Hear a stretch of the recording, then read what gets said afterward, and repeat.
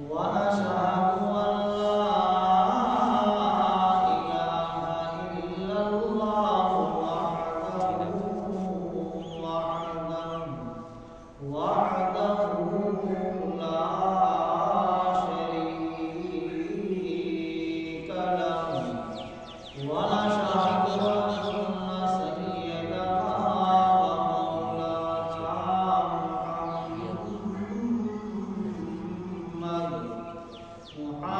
محمدا عبده ورسوله أما بعد فأعوذ بالله من الشيطان الرجيم بسم الله الرحمن الرحيم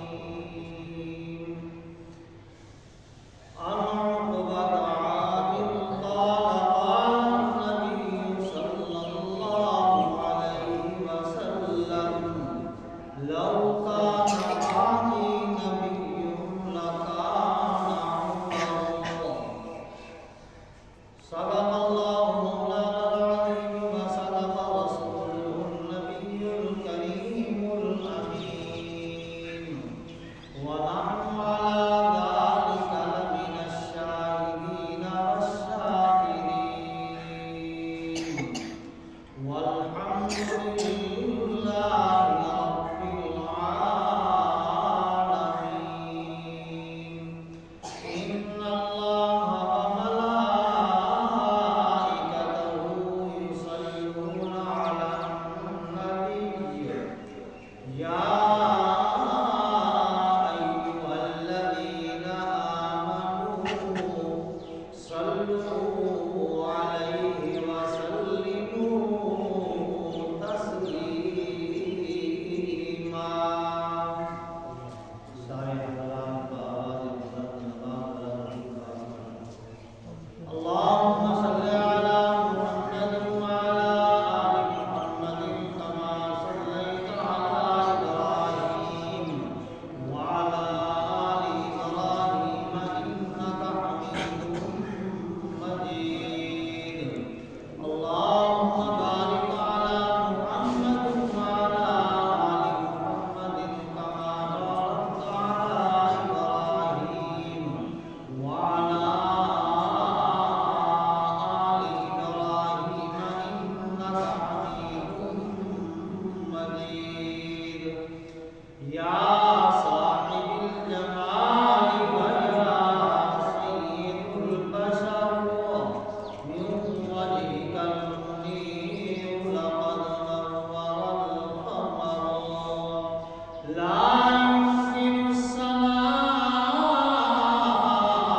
كما كان حقه بعد الهدى والفتوح كساء منتصر اللہ نے زینت بخشی ہے اخلاق کو روشن تاروں سے اسلام نے رونق پائی ہے محبوب خدا کے یاروں سے ہوتے ہیں خفا کیوں سن کر پوچھو تو ذرا اغیاروں سے تاریخ صحابہ ثابت ہے قرآن کے 30 پاروں سے محترم واجب الاحترام واجب القدر بزرگوں بھائیوں نوجوان ساتھیوں میں نے آج آپ کے سامنے آقا نامدار سرکار مدینہ فخر دو عالم صلی اللہ علیہ وسلم کی ایک چھوٹی سی حدیث مبارکہ تلاوت کی ہے۔ اللہ پاک سے دعا ہے کہ اللہ رب العزت ہمیں اپنے حکم ماننے کی توفیق عطا فرمائے اور حضور صلی اللہ علیہ وسلم کی ہدی کی سنت کو زندہ کرنے والا بنائے اور صحابہ کرام رضوان اللہ تعالی علیہم اجمعین کے نقش قدم پہ چلنے کی توفیق عطا فرمائے۔ میرے دوستوں اور بزرگوں، اس حدیث مبارکہ کے اندر اللہ کے پاک پیغمبر صلی اللہ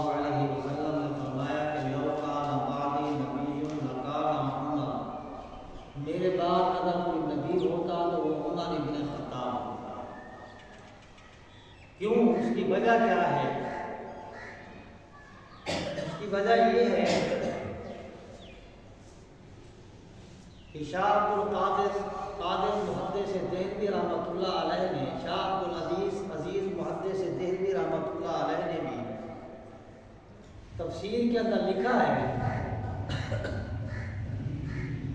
20 یا 22 مقامات قرآن پاک کے اندر ایسے ہیں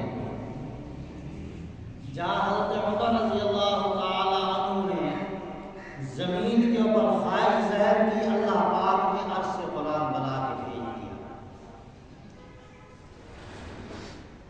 اب 20 اور 22 مقامات کو میں آپ حضرات کے سامنے اس جمعے کے مختصر سے خطبے میں بیان نہیں کر سکتا،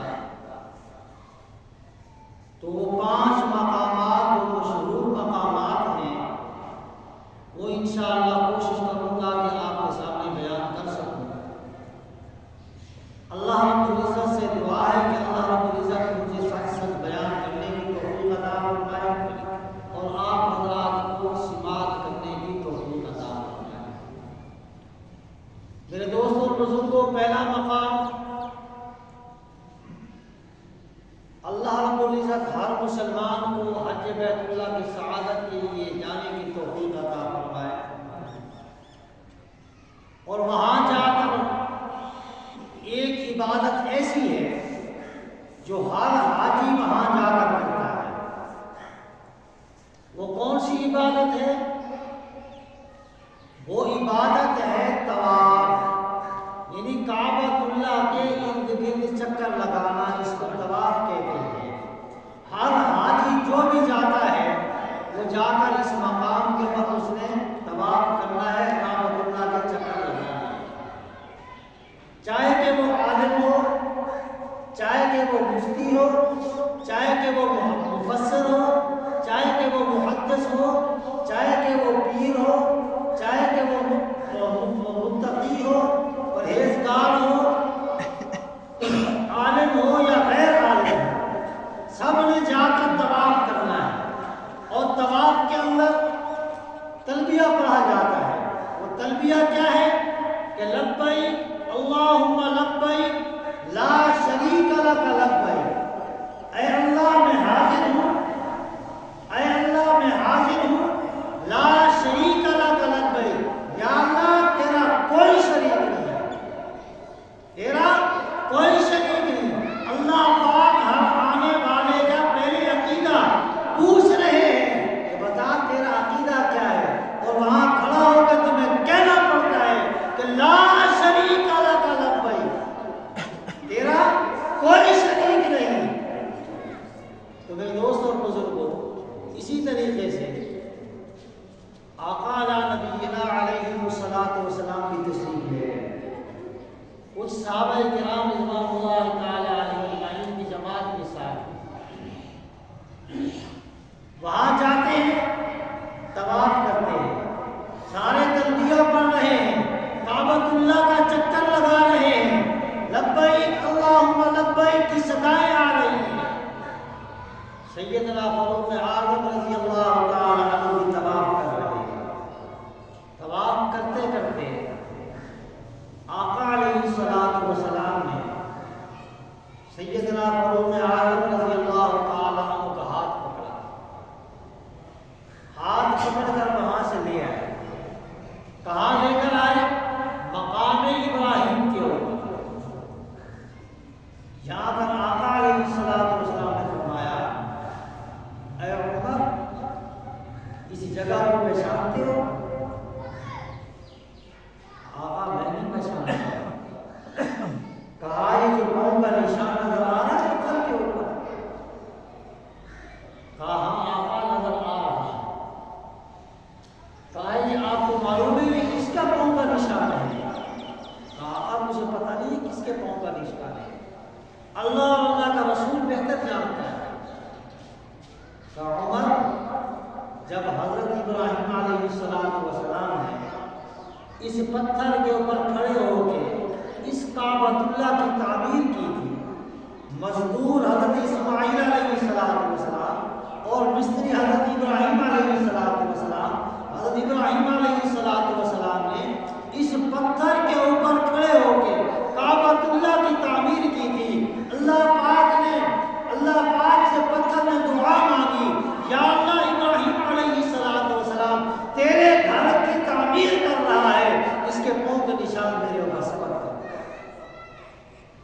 یہ وہ نشان ہے. یہ کون سا نشان ہے؟ حضرت ابراہیم علیہ السلام کے قوم کا نشان ہے. آقا کہ میرا دل کرتا ہے کہ یہاں پر تو 2 رکعت نماز نفل ہونے چاہیے. اب آقا علیہ السلام کے پاس کوئی سند نہیں ہے کہ یہاں پر 2 رکعت نماز نفل ادا کیے جائے. اب آقا علیہ السلام خاموش، ان ہوا الا وحی یوحی، کوئی پیغمبر بھی اللہ کی وحی کے بغیر نہیں بولتا. جب تک اس کے پاس وحی نہ آئے، اللہ پاک اس کو نہ کہے، اس وقت تک پیغمبر بھی اجازت نہیں دیتا. یہ تو الگ بات ہے، میں نے اور آپ نے جناب من اپنا اپنا دین بنایا ہوا ہے، اپنا اپنا عقیدہ بنایا ہوا ہے، اپنا اپنا مذہب بنایا ہوا ہے، یہ ایک الگ چیز ہے.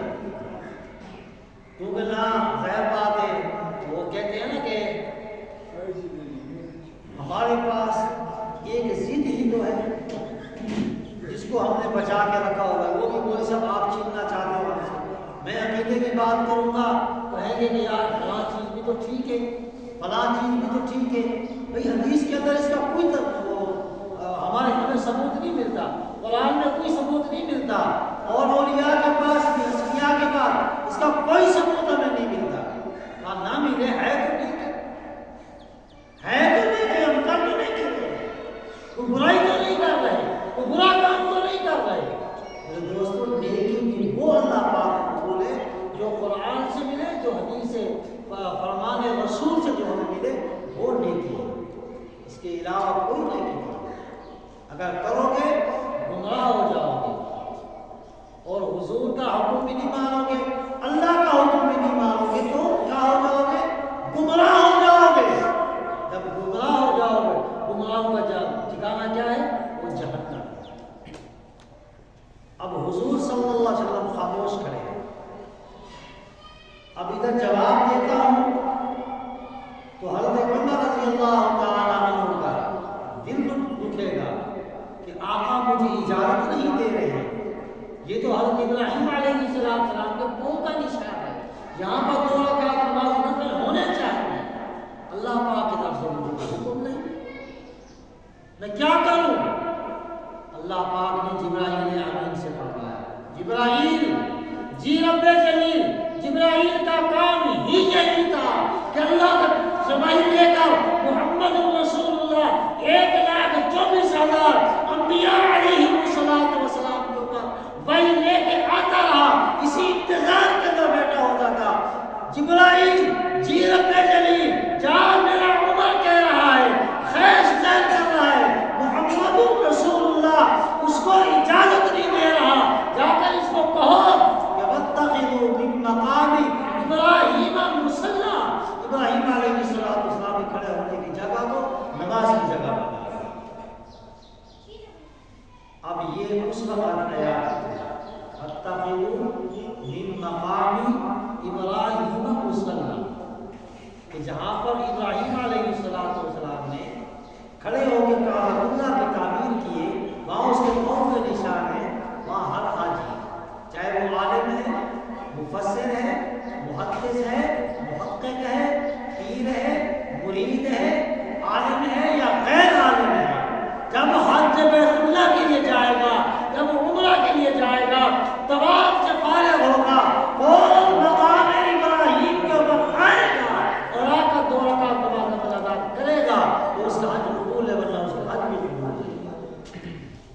چاہے کہ وہ جناب دیوبندی ہو، بریلوی ہو، اہل حدیث ہو، شیعہ ہو، کوئی قسم کا ہو، پر مقام ابراہیم کے اوپر پوچھو اسے کہاں جا رہے ہو، اپنی زبان سے کہے گا. بھلے وہ پاکستان کے اندر آ کے، ایران کے اندر آ کر وہ فاروق اعظم کی مخالفت کرے، وہاں پر اس کو کہنا پڑے گا کہ سنت عمر کو ادا کرنے جا رہا. جب طواف سے فارغ ہوگا تو کہنا پڑے گا اس کو، وہ کہے گا اپنی زبان سے، پوچھو گے کہاں جا رہے ہو، اور سنت عمر کو کو جا رہا ہوں، سنت عمر کو ادا کرنے جا رہا ہوں۔ پھر دوستو قیامت تک حاجی حج پہ جاتے رہیں گے، سنت عمر کو ادا کرتے رہیں گے۔ اللہ پاک ہمیں بھی نصیب فرما، سب کے دعا آمین۔ تو میرے دوستو دوسرا مقام آیا۔ اب دوسرا مقام بھی اسی قسم کا ہے۔ سب سے پہلی جنگ عظیم، جنگ بدر جس کو کہا جاتا ہے، جو رمضان المبارک کے مہینہ کے اندر آئی۔ ہر عالم، ہر خطیب منبر کے اوپر بیٹھ کر اس کو جلال من بیان کرتا ہے۔ جنگ بدر پہلی جنگ ہے اسلام کی، اور جو بدر کے میدان کے اوپر لڑی گئی 313 صحابہ تھے۔ کتنے صحابہ تھے؟ 313 صحابہ جو بدری صحابہ، اور اللہ کے پاک پیغمبر صلی اللہ علیہ وسلم نے ان کے لیے جنت کی بشارت بھی دی۔ اب اس وقت اللہ کے پاک پیغمبر صلی اللہ علیہ وسلم نے دعا کے لیے ہاتھ اٹھایا، یا اللہ مجھ سے یہ 313 بنے، مجھ سے یہ 313 بنے، یا اللہ تو ان کی حفاظت فرما۔ یہ بے سر و سمانی کے عالم کے اندر ہے، ان کے پاس کوئی اسلحہ نہیں ہے، ان کے پاس تیر نہیں ہے، ان کے پاس ڈھالیں نہیں ہیں، ان کے پاس تلواریں نہیں ہیں، ان کے پاس نیزے نہیں ہیں، ان کے پاس کچھ بھی نہیں ہے، سواری کے لیے گھوڑے نہیں ہیں۔ یا اللہ میں تیرے پاس بھی 313 لے کر آیا ہوں، یا اللہ تو ان کی حفاظت فرما۔ اور اللہ پاک نے ایسی حفاظت فرمائی، آگے لاکھوں کا مجمع، ہزاروں کا مجمع، یہ 313 اللہ پاک نے مسلم فرمائی، اللہ پاک نے مدد کی۔ اب اس میں سے کوئی جناب من مشرک پکڑے گئے، کچھ مارے گئے، کوئی جناب من قید کر لیے گئے۔ اب وہ سارے کے سارے مسجد نبوی کے اندر آ گئے۔ آج جب میرے اور آپ کے فیصلے ہوتے ہیں نا، چوکوں پر، چوراہوں پر، تھانوں میں، کیونکہ آج کل ہم نے مسجد سے کوئی سمجھا ہی نہیں ہے، آج کل ہم نے مسجد کو کچھ نہیں سمجھا۔ اس وقت سارے کے سارے فیصلے مسجد نبوی کے اندر ہوا کرتے تھے، مدینہ کے۔ اور آج میرے دوستوں بزرگوں، ہم نے جب یہ معاملات اپنا لیے تو آج ہم اپنے حالات کو بھی دیکھ رہے ہیں کہ ہمارے حالات کہاں جا رہے ہیں۔ ہر طرف سے پریشانی ہے، ہر طرف سے جناب تباہی کی صدائیں آ رہی ہیں۔